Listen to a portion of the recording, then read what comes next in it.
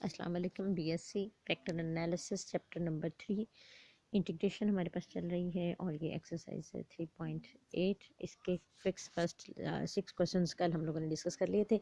आज हमारा next lecture है क्वेश्चन नंबर 7 से। बहुत ही ध्यान से आपने देखना है। यहाँ पे ये असल में इंटीग्रेशन की प्रैक्टिकल इम्प्लीकेशन शो की जा रही है कि प्रैक्टिकली हमारे पास इंटीग्रेशन कहाँ कहाँ यूज़ हो सकती है।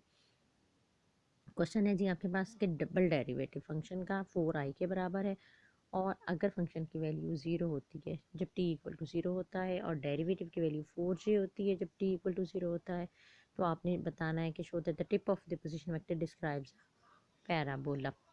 Tip of the position vector होता है r और r से मुराद होती है xi प्लस वाई जे, यानी हम ये फाइंड आउट करना चाह रहे हैं r की वैल्यू और ये बताना है कि ये जो इसका आंसर है फंक्शन का वो एक पैराबोला को डिस्क्राइब करेगा।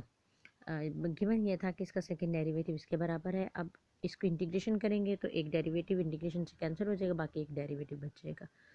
इसकी integration 4t plus constant of integration vector आ जाएगा।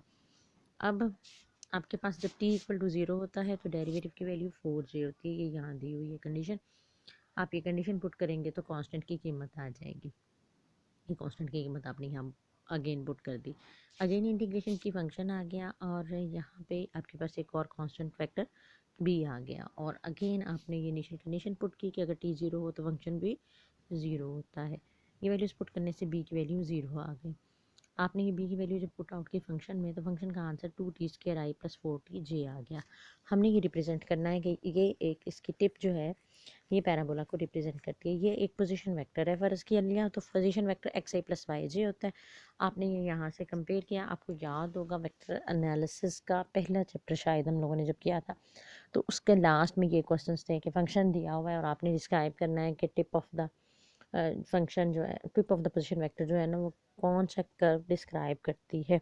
तो उसमें हमने ये किया था कि एक्स की वैल्यू और वाई की वैल्यू फाइंड आउट कर ली थी फंक्शन से और वहाँ से वेरिएबल को एलिमिनेट कर लिया था। यही वही काम हम यहाँ पे रिपीट कर रहे हैं कि हमने कहा कि अगर ये पोजीशन वेक्टर है तो एक्स आई प्लस वाई जे होगा। यहाँ से एक्स की और वाई की वैल्यू निकल आएगी।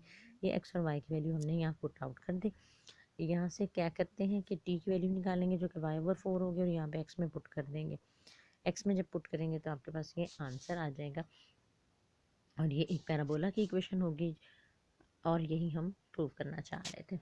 नेक्स्ट आपके पास क्वेश्चन नंबर 8.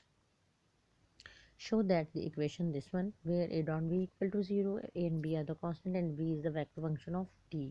बहुत ही ध्यान से देखें, a क्रॉस सेकंड डेरिवेटिव है तो ये किसके इक्वल है, b के। आपने इसकी इंटीग्रेशन कर ली। जब इंटीग्रेशन करेंगे तो हमने ये रूल पढ़ा था कि a क्रॉस कांस्टेंट है, वैसे का वैसे बाई चला जाएगा और फंक्शन की इंटीग्रेशन हो जाएगी। जब इंटीग्रेशन होगी तो एक डेरिवेटिव ख़त्म होगा। सेकंड डेरिवेटिव था तो अब इंटीग्रेशन के बाद ये फर्स्ट डेरिवेटिव रह गया और इक्वल आ गया बी टी प्लस सी के। अब आपने दोनों तरफ एक साथ डॉट प्रोडक्ट ले लिया। ये खुद से याद रखना है और इसलिए ये लिया कि ए डॉट बी की वैल्यू इक्वल टू 0 होती है तो ए डॉट बी तभी आएगा जब हम इसका ए के साथ डॉट प्रोडक्ट लेंगे, इसलिए हमने इसका ए के साथ डॉट प्रोडक्ट ले लिया। अब स्केलर ट्रिपल प्रोडक्ट में दो वेक्टर सेम हो जाएं तो इक्वल टू 0 हो जाता है। यहाँ से इधर से आपने इसको ओपन कर लिया। ए डॉट बी गिवन था कि इक्वल टू 0 है तो ये आपके पास ये जो गिवन कंडीशन 0 थी ये आपने यहाँ पे पुट आउट कर दी। तो यहाँ से A dot C equal to 0 आ गया। अगर A dot C equal to 0 है तो इसका मतलब है ए और सी एक दूसरे के परपेंडिकुलर है और अगर ए और सी परपेंडिकुलर है तो इसका मतलब क्या हुआ कि बी और सी एक दूसरे के पैरेलल आ गए, क्योंकि हमारे पास गिवन था कि A dot B equal to 0 है। इसका मतलब है कि ए और बी एक दूसरे के परपेंडिकुलर है, यानी अगर ए ये वेक्टर है ए तो बी इसके परपेंडिकुलर है तो बी ये आएगा। इसी तरीके से ए और सी एक दूसरे के परपेंडिकुलर हैं तो सी और बी एक दूसरे के पैरेलल वेक्टर बन जाएंगे। अगर पैरेलल वेक्टर हैं तो एक दूसरे के कांस्टेंट मल्टीपल की शक्ल में लिखे जा सकते हैं। तो सी वेक्टर को आप के बी वेक्टर की शक्ल में लिख सकते हैं। यहाँ से आपके पास सी की वैल्यू आपने के बी पुट आउट कर दी। नेक्स्ट आपने फिर इंटीग्रेशन की तो फिर ये डेरिवेटिव ख़त्म हो गया और एक और कांस्टेंट इंटीग्रेशन डी आ गया। फिर आपने एक के साथ डॉट प्रोडक्ट लिया, फिर ये चीज़ 0 हो गई और यहाँ पे ये डॉट प्रोडक्ट अलग अलग आ गए। यहाँ से constant factor A dot D equal to 0 आ जाएगा। It means A and D are perpendicular और फिर वही आइडिया यूज़ करेंगे कि अगर ए और डी परपेंडिकुलर हैं जबकि ए तो बी के परपेंडिकुलर था, इसका मतलब है डी और बी एक दूसरे के पैरेलल वेक्टर हैं। अगर एक दूसरे के पैरेलल हैं तो ये कांस्टेंट मल्टीपल की शक्ल में लिखे जा सकते हैं। आपने इसकी वैल्यू यहाँ पर ए क्रॉस बी में पुट कर दी। यहाँ से आपके पास ए क्रॉस बी की वैल्यू आ गई, यानी पीछे से जो जो कांस्टेंट आते जा रहे थे हम उसकी वैल्यू 1 बाय 1 पुट करते चले जा रहे थे। ए क्रॉस, अब यहाँ पे आपने ये लैग्रांज आइडेंटिटी यूज़ की कि अगर तीन वेक्टर्स का इकट्ठा क्रॉस प्रोडक्ट आ जाए, ये हमने पढ़ा था ए क्रॉस बी क्रॉस सी,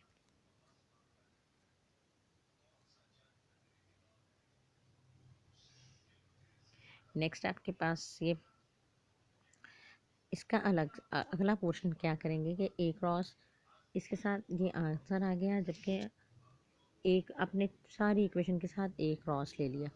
जब ए क्रॉस लेंगे तो यहाँ पर लैग्रांज आइडेंटिटी यूज़ की कि A cross B cross C अगर हो तो आप क्या करते हैं, A dot C into B करते हैं minus A dot B into C कर देते हैं। तो वही यहाँ पे आपने फार्मूला यूज़ कर लिया। यहाँ से आपके पास ए डॉट ए जो होता है ये ए स्क्वायर के इक्वल होता है, ये ए डॉट ए की वैल्यू आपने ए स्क्वायर पुट आउट कर दी। यहाँ से आपने इसको मज़ीद हल कर लिया और ये ए स्क्वायर बी आ गया और बाकी दूसरी रकम आपने उठाकर लाकर इधर माइनस कर दी। ये dot V into A minus उधर हो रहा था, इधर आकर प्लस हो गया। यहाँ से आपने ए क्रॉस बी और बी क्रॉस ए एक दूसरे के बराबर होते हैं नेगेटिव साइन के साथ, आपने ए की वैल्यू यहाँ पर पुट कर दी, यानी ए क्रॉस बी माइनस में था, इसकी जगह पर बी क्रॉस ए लिखा तो माइनस की लामत प्लस में चेंज हो गई। यहाँ से ए स्क्वायर की वैल्यू से डिवाइड कर दिया और यहाँ से जो ये स्केलर आएंगे, स्केलर प्रोडक्ट लेने से स्केलर आंसर आएगा, वेक्टर प्रोडक्ट लेने से वेक्टर आंसर आएगा। तो आपने स्केलर की जगह स्केलर वैल्यू पुट कर दी और वेक्टर की जगह पर वेक्टर वैल्यू पुट आउट कर दी। नेक्स्ट है डिफरेंशियल इक्वेशन का सोल्यूशन।